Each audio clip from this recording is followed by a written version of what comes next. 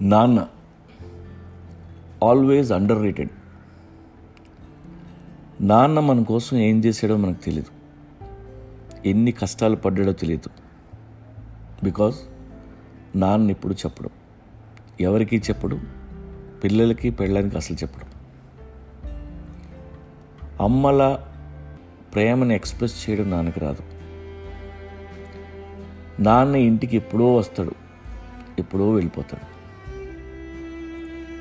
బిజీగా ఉన్న నాన్న అయితే రాత్రిపూట ఇంటికి వచ్చి మంచం మీద ఎదుగుతున్న పిల్లలను చూస్తుంటాడు. ఎప్పుడూ పనైనా కాస్త ఇంటి పట్టున ఉండొచ్చుగా అంటూ చిరాకు పడుతున్న అమ్మ మాటలు వింటూ ఉంటాం. పిల్లలు కూడా నాన్నని మిస్ అవుతుంటారు. నిజానికి నాన్నని నాన్నే మిస్ అవుతుంటాడు.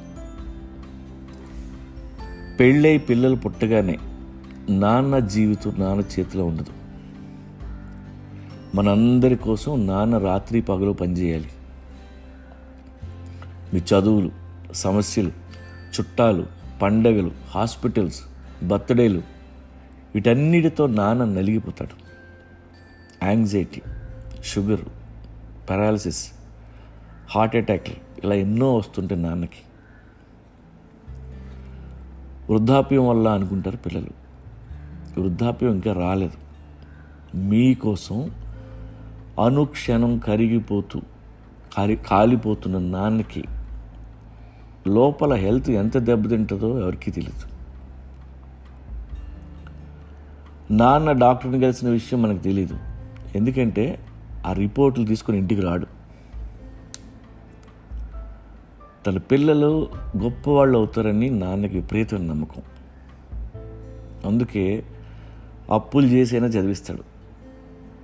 ఆఫీస్ సెలవు పెట్టి స్కూల్లో పిల్లల సీటు కోసం లైన్లో నించుంటాడు. మీరు ఎగ్జామ్ రాస్తుంటే బయట రోడ్డు పక్కన ఎండలో నించుని ఉంటాడు. పిల్లలు ఏదో అయిపోతారని ఆశ.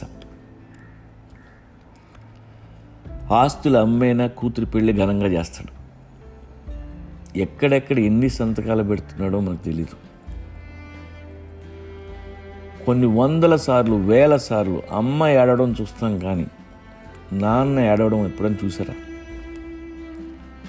నాన్న కూడా ఏడుస్తాడు, కానీ మీ ముందు ఏడవడం నాన్నకి ఇష్టం ఉండదు. ఎక్కడో ఒంటరిగా కూర్చొని ఏడుస్తాడు. పిల్లలు పెద్దాళ్ళు అయిపోయి ఏదో పని చేసుకునే టైంకి అన్నీ అమ్ముకొని అంతా ఆరిపోయి అంతంత ఆరోగ్యంతో మిగిలిపోతాడు నాన్న. కరెక్ట్గా అప్పుడే పిల్లలు నాన్నకి ఎదురు చెప్పడం మొదలు పెడతారు. అప్పుడు వస్తుంది నాన్నకి ఆలోచన, ఇన్నాళ్ళు నేను ఎవరి కోసం బతికాను, నా కోసం నేను ఏది దాచుకోలేదేమని. నేను అన్న ఆలోచన అప్పటి వరకు నాన్నకు తెలియదు. తిరిగి ఏమిచ్చావు మాకు అని అడుగుతారు పిల్లలు. ఉన్న 2 ఎకరాలు నాన్న పాడు చేశాడు అనుకుంటారు, ఎందుకంటే అమ్మ అలాగే చెప్తుంది కాబట్టి.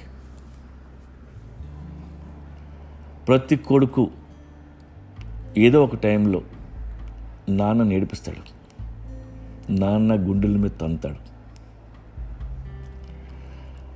అప్పటికి ఏడవటానికి నాన్న కన్నీళ్ళు కూడా మిగలవు, అవి ఎప్పుడూ ఆవిరైపోయి ఉంటాయి. కడుపుని పుట్టిన కొడుకు ఎంత మంచివాడు, ఎంత ప్రయోజకుడైతే అంత బాధ పెడతాడు తండ్రిని. వాడికి ఎంత సక్సెస్ వస్తే అంత ఎక్కువగా తండ్రి నేర్పిస్తాడు. ఇది నిజం. మీ కొడుకు పుడితే వాడి ఫ్రెండ్స్ పేర్లు మీకు గుర్తుంటాయి. బర్త్డే వస్తే కిడ్స్ అందరిని ఇన్వైట్ చేస్తాం, కానీ మీ నాన్న ఫ్రెండ్స్ ఎవరో మీకు తెలీదు. అసలు నాన్న బర్త్డే కూడా మీకు గుర్తుండదు. ఎందుకంటే మీ పిల్లలే మీ ఫ్యూచర్గా ఫీల్ అవుతారు. నాన్న మీ భవిష్యత్ కాదు, కానీ నాన్నకి మీరే ఫ్యూచర్. మీకోసమే రిస్క్ తీసుకోలేక, ధైర్యం చాలక మీ నాన్న తన కెరీర్ని నాశనం చేసుకున్నాడు. మీ మూలంగానే మీ నాన్నలో ఉన్న ఎనర్జీ నీరుగారిపోయింది. మీ మూలంగానే మీ నాన్నలో ఉన్న కాన్ఫిడెన్స్ మాయమైపోయింది, ఫైర్ చచ్చిపోయింది.